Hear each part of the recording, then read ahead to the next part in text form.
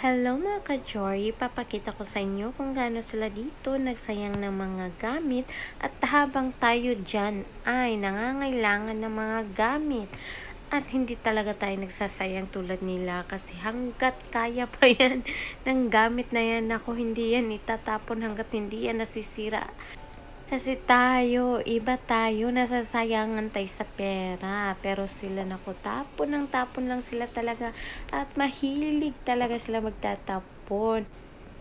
Pero alam ko may mga rason din naman yan sila kung bakit nila tinatapon yan. Kasi mas gusto nila yung mas high-tech pa talaga yan. At updated talaga yan sila sa mga new latest na mga gamit.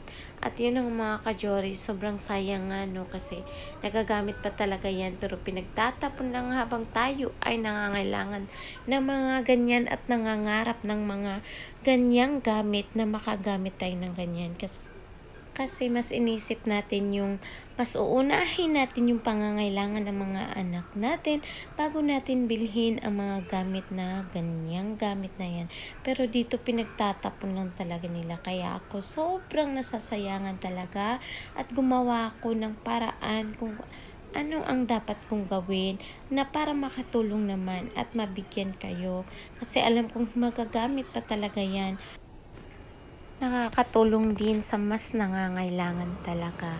So, ayan nga mga ka-Jory. Ayan pa, may mga sopa pa yan. May mga bed pa yan na pinagtatapon lang. At yun, naisip ko na nga na gusto ko matulungan kayo.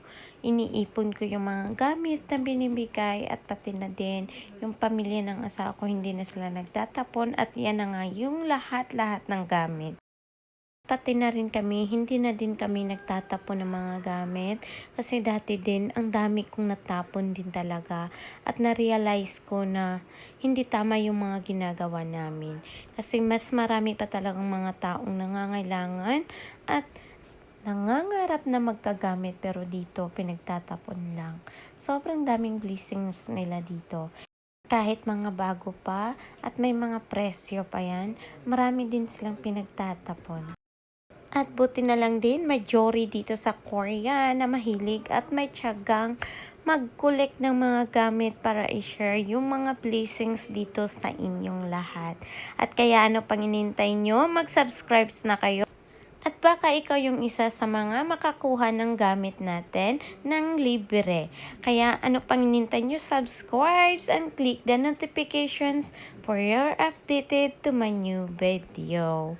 So yun mga ka-Jory, maraming salamat sa inyong suporta at sana'y patuloy pa kayong andito. So, suporta sa aking mga vlog kasi para to sa inyong lahat mga ka-Jory.